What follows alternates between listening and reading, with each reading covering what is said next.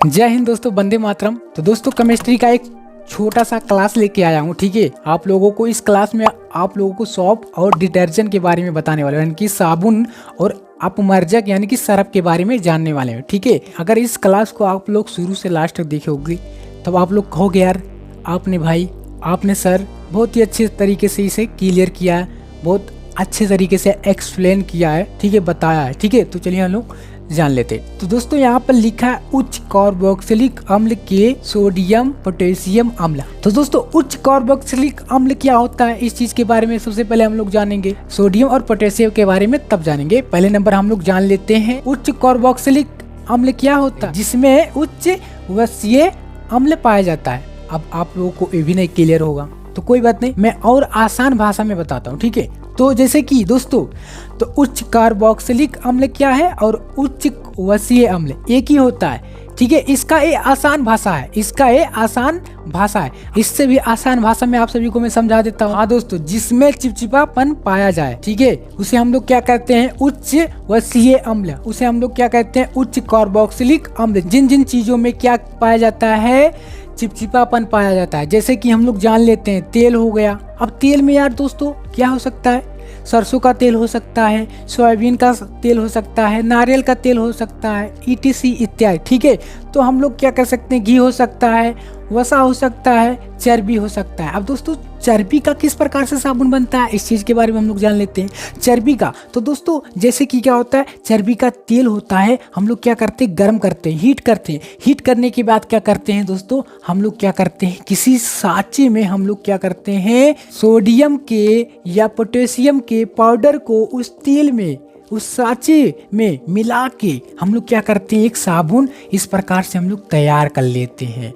Sodium hydrate oxide, इससे क्या होता है, इससे हार्ड साबुन बनता है। इससे क्या बनता है, NaOH मिलाकर हम लोग क्या करते हैं, हार्ड साबुन बना देते हैं। जैसे कि हम लोग इसमें क्या करते हैं, कपड़ा धोने का काम करते हैं, जैसे कि घड़ी का साबुन हुआ, रिंग साबुन हुआ, और जैसे कि टाइड हो गया इत्यादि अनेकों प्रकार के साबुन हम लोग क्या करते हैं, NaOH मिलाकर क्या करते हैं, हम लोग हार्ड साबुन बनाते हैं। उसके बाद दोस्तों हाँ, पोटेशियम हाइड्रेट ऑक्साइड मिला के हम लोग क्या करते हैं, मतलब के OH से हम लोग क्या करते हैं, सॉफ्ट, क्या करते हैं हम लोग, सॉफ्ट मतलब हल्के साबुन बनाते हैं। हम लोग क्या करते हैं, नहाने वाला साबुन बनाते हैं। नहाने में हम लोग क्या करते हैं, यूज करते हैं। जैसे कि क्या हुआ, डव साबुन हो गया, डिटोल साबुन हो गया, लाइफबॉय साबुन हो गया इत्यादि। ठीक है, अनेकों प्रकार के साबुन बनते हैं इस प्रकार से। तो चलिए हम लोग आगे इसके फार्मूलों को जान लेते हैं। जो साबुन का फार्मूला होता है, सूत्र होता है साबुन का,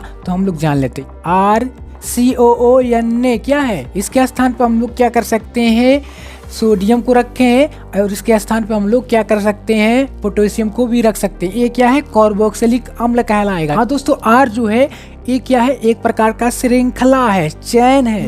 R का जो वैल्यू है ये तीनों हो सकता है। हाँ दोस्तों, हम लोग 3 प्रकार से साबुन को बना सकते हैं, जैसे कि C15 या S31 COO-। ठीक है, हम लोग इसे क्या कहेंगे, पामीटेड। ठीक है, पामीटेड। उसके बाद दोस्तों C17 H33 COO-। ठीक है, तो इसे हम लोग बोलेंगे पोलिस्ट। उसके बाद C17 H35 और COO-, यानी कि दोस्तों ये क्या है, स्ट्रेट है। हाँ दोस्तों, अगर क्रियात्मक समूह रहे तो हम लोग क्या करेंगे, टाई एस्टर का प्रयोग करेंगे। ठीक है, तो चलिए दोस्तों जो साबुन के बारे में जनरली क्वेश्चन पूछे जाते हैं उन सभी क्वेश्चनों के बारे में जान लेते हैं। जैसे कि यहाँ पर लिखा गया है नमक। हाँ, जनरली क्या करता है, नमक जो होता है वो गलाने का काम करता है। तो साबुन में नमक की मात्रा होता है, जिसके कारण क्या होता है, जैसे जैसे हम लोग यूज करते हैं उस प्रकार से क्या करता है, गलने का काम करता है। उसके बाद दोस्तों इसमें क्या होता है, इसमें 10% की नमी होती है। अगर इसमें 10% की नमी ना रहे तो क्या होगा दोस्तों, साबुन जो होगा वो चटकने लगेगा। इसमें क्या होता है, कार्बोक्सिलिक एसिड होता है, यानी कि अम्ल होता है, कार्बोक्सिलिक अम्ल पाया जाता है। जिससे क्या होता है दोस्तों, अगर हमारे आँख में हल्का सा भी चला जाए ना, किसी के आँख में, ठीक है, जब हम लोग नहाते हैं हल्का से क्या होता है, हल्का से आँख में चला जाता है इसका पानी साबुन वाला, तो हमारा आँख क्या होता है, परपराने लगता है, छरछराने लगता है। ठीक है, इस प्रकार से रिलाइज होता है। ठीक है, तो दोस्तों हम लोग क्या करते हैं, आगे देखते हैं। यहाँ पर रेजिन, हाँ दोस्तों, रेजिन के कारण से क्या होता है, झाग बनता है। हाँ दोस्तों, आगे हम लोग जानेंगे माइसिन के बारे में। ठीक है, साबुन में क्या पाया जाता है, रेजिन पाया जाता है, माइसिन पाया जाता है, जिसके कारण क्या होता है, झाग निर्माण करता है। जो गिल्स राल होता है ये झाग को क्या करता है,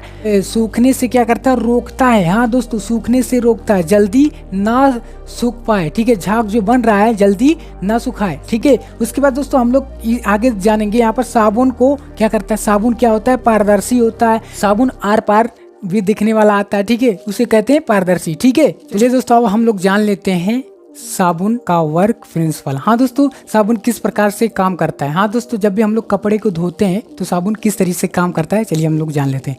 तो दोस्तों क्या होता है, साबुन में लंबी सी कार्बनिक श्रृंखला होता है। हाँ दोस्तों, इस प्रकार से क्या होता है, श्रृंखला होता है। एक हिस्सा होता है हाइड्रोफोबिक, जो कि डस्ट निकालने का काम करता है। ठीक है, डस्ट को क्या करता है, कपड़े से क्या करता है, अलग करने का काम करता है। हाइड्रोफिलिक, फिलिक मतलब क्या करता है, फील रहता है, भरा रहता है, और जो डस्ट रहता है वो क्या करता है, अलग करता है। जब भी हम लोग क्या करते हैं इसके टच में नहीं रहता है, क्या करता है, हाइड्रोफोबिक जो होता है कपड़े के टच में नहीं आने देता है डस्ट को, धूल को। ठीक है, क्या करते हैं, जब भी हम लोग क्या कर रहे हैं, कपड़े को धो रहे हैं तो क्या कर रहे हैं, इस प्रकार से रगड़ रहे हैं, तो उसमें जो झाग बन रहा है ना दोस्तों, वो झाग क्या कर रहा है, इस पानी को क्या कर रहा है, पानी को रहने दे रहा है, बल्कि जो डस्ट है वो क्या कर रहा है, हाइड्रोफोबिक क्या कर रहा है, डस्ट को अलग कर दे रहा है, और हाइड्रोफोबिक को क्या कर रहा है, पानी में क्या रहने दे रहा। तो क्या हो, इस प्रकार से हम लोग क्या करते हैं,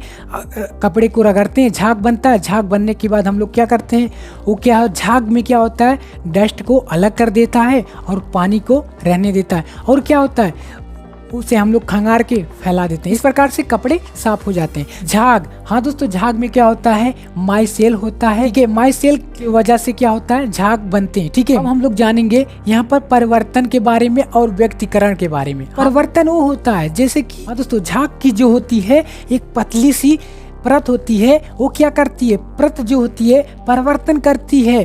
दोस्तों, जब भी उस झाग पे प्रकाश आ रहा है तो वो झाग क्या कर रहा है, एक दिशा में परिवर्तन हो रहा है, एक दिशा में, तो क्या कर रहा है, सफेद रंग ले रहा है, क्या कर रहा है, सफेद दिख रहा है। और क्या कर रहा है, व्यक्तिकरण के कारण चमकीला होता है। अब व्यक्तिकरण के कारण चमकीला इसलिए होता है क्योंकि जो झाग है, झाग के ऊपर क्या हो रहा है, जब प्रकाश आ रहा है तो क्या हो रहा है, वो कई दिशाओं में परिवर्तित हो रहा है, कई दिशाओं में। इसमें क्या हो रहा था, परिवर्तन में क्या हो रहा था, एक दिशा में परिवर्तित हो रहा है, एक दिशा में जा रहा है, और इसमें क्या हो रहा है, व्यक्तिकरण में कई दिशाओं में जा रहा है, तो वो हल्का फुल्का चमकेगा ही ना, चमकीला होगा ना। तो इस प्रकार से क्या होता है, सफेद होता है और इस प्रकार से चमकीला होता है। ठीक है दोस्तों, साबुन में एक खराबी होती है।